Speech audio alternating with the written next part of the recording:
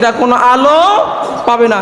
এই জন্য নবীজি বলতেন যে আমার উম্মারা শোনো, তুমি যদি কারোর প্রতি জুলুম করে থাকো, নির্যাতন করে থাকো, অন্যায় করে থাকো, অবিচার করে থাকো, তোমার বিবেক যদি বলে এটা অন্যায় কাজ আমি তার উপর করছি, জুলুম করছি, তাহলে মরার আগে তার কাছ থেকে ক্ষমা চেয়ে নাও।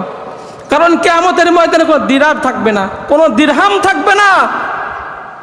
জালেমের যত নেকি আছে সব মাজলুমকে দিয়ে দেওয়া হবে, আর মাজলুমের আমলনামায় যত পাপ রাশি আছে সব জালেমকে দিয়ে দেওয়া হবে। এরপরে মাজলুমকে জান্নাত দিয়ে জালেমকে জাহান্নামে দিয়ে দেওয়া হবে।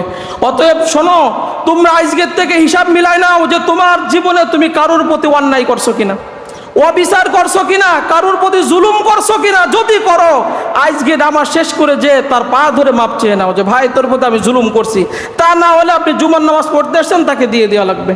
তাহলে জুমার নামাজ পড়ে লাভ হইল কি? সারা জীবন যত নেকি কামিয়েছেন সব তাকে দিয়ে দেওয়া হবে।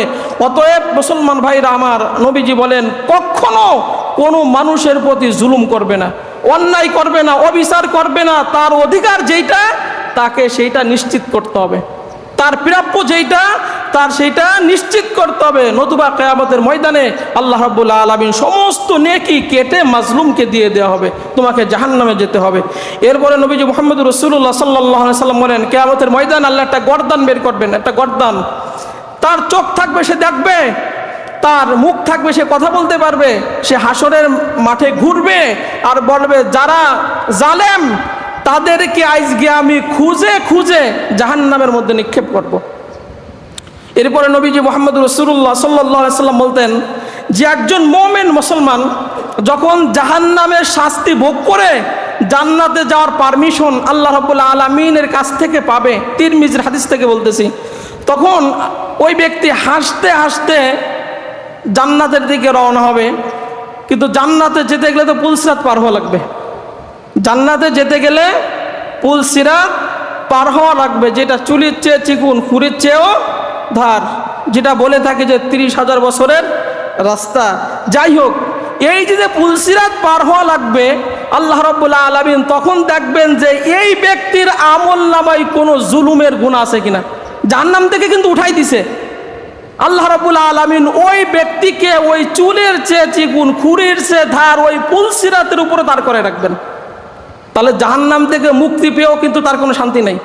কারণ আল্লাহ রাব্বুল আলামিন ফেরেশতাকে বলবেন, ফেরেশতারা দেখো এই ব্যক্তি কত মানুষের সাথে জুলুম করছে, তাদেরকে খুঁজে খুঁজে নিয়ে আসো পুলসিরাতের উপরে। প্রতিশোধ গ্রহণ না করে তাকে জান্নাতে দেওয়া যাবে। নবীজি বলেন ওই পুলসিরাতের উপরে তাকে দাঁড় করাইয়া প্রতিশোধ গ্রহণ করে আল্লাহ রাব্বুল আলামিন ফয়সালা দিবেন জান্নাতে যাও, নতুবা জান্নাতে যেতে পারবে না।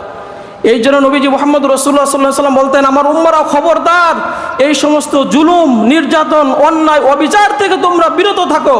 আর জুলুম করলে শুরুতেই বলছি যে তওবা কবুল হবে না, যেরকম ফিরাউনের তওবা কবুল হয় নাই।